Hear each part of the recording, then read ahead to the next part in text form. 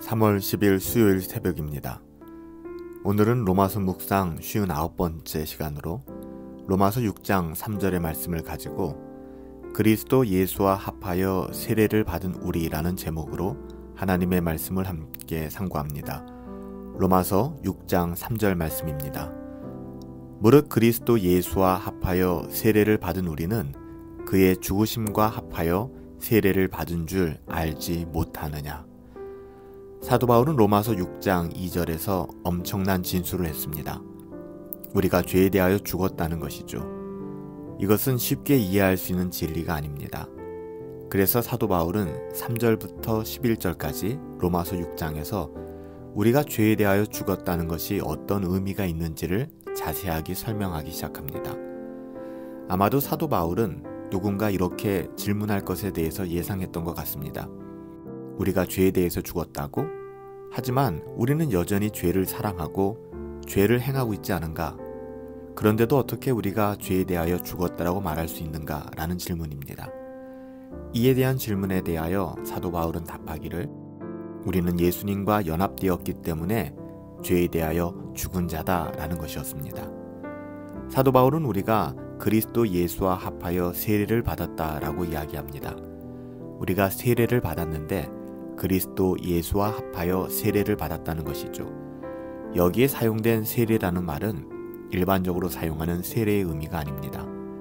여기서 세례는 연합, 하나됨 또는 접붙임의 의미를 가지고 있습니다. 동일한 용례를 우리가 고린도전서 12장에서 발견할 수 있는데요. 우리가 유대인이나 헬라인이나 종이나 자유자나 다 한 성령으로 세례를 받아 한 몸이 되었고 또 다 한 성령으로 마시게 하셨느니라. 고린도전서 12장 13절 말씀입니다. 한 성령으로 세례를 받아 한 몸이 되었다라고 증언합니다. 여기서 사용된 세례는 명백하게 연합, 하나됨의 접붙임의 의미를 가지고 있습니다. 로마서 6장 3절의 세례도 마찬가지입니다. 성령 하나님께서는 우리가 성자 예수 그리스도와 하나 되게 연합되게 하십니다. 그런데 이것은 육체적이고 물질적인 연합이 아니라 영적인 연합을 의미하는 것이죠. 그래서 흔히 이것을 우리는 예수님과의 영적인 연합, 예수님과의 하나됨이라고 표현합니다. 바로 이것이 우리가 죄에 대하여 죽었다는 이유입니다. 근거입니다. 과거에 우리가 죄에 대하여 살아있었던 것은 우리가 아담과 연합되어 있었기 때문이죠. 아담이 한 일이 곧 우리가 한 일이 되었고 아담의 죄가 곧 우리의 죄가 되었기 때문입니다. 하지만 이제는 다릅니다. 우리는 아담이 아니라 이제는 예수님과 연합되었기 때문입니다. 하나 되었기 때문이죠. 성령 하나님께서 우리를 예수님께 연합시켰기 때문입니다. 하나 되게 하셨기 때문이죠. 바로 이것이 우리의 구원에 있어서 가장 영광스러운 국면입니다. 우리가 받은 구원은 평범하거나 하찮은 것이 아니에요. 우리는 예수님과 영적으로 연합되어져 있습니다. 우리는 예수님 안에 있고 예수님은 우리 안에 계십니다. 그 결과 예수님의 모든 공로가 우리의 것이 되게 된 것입니다. 예수님의 모든 은덕이 우리에게 전달된 것이죠. 예수님의 죽으심이 우리의 죽음이 되고 예수님의 부활 또한 우리의 생명이 된 것입니다. 여러분, 구원이라고 하는 것은 단순히 죄에서 용서받고 의롭다함을 받는 것만이 아닙니다. 구원이란 존재 자체가 변화되는 것을 의미하죠. 아담에게 속했던 존재에서 예수 그리스도께 속한 존재가 되는 것이요, 세상 나라에서 이제는 하나님 나라로 옮겨지는 것을 뜻합니다.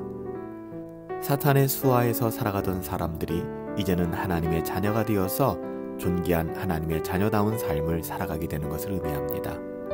우리가 예수님과 영적인 연합을 통해서 주님께서 우리 안에 계시고 우리가 주님 안에 거함으로 말미암아 우리는 어떤 환경과 상황 속에서도 흔들리지 않고 오직 하나님께서 주신 평강을 맛보며 이 땅을 살아갈 수 있게 되는 것입니다. 여러분, 이것이 복음이고 이것이 참된 기독교의 진수가 되는 것입니다. 사랑하는 여러분, 우리는 오직 주 예수 그리스도와 연합하여 세례를 받았고 그의 죽으심과 합하여 세례를 받았다는 사실을 잊지 않으시기 바랍니다.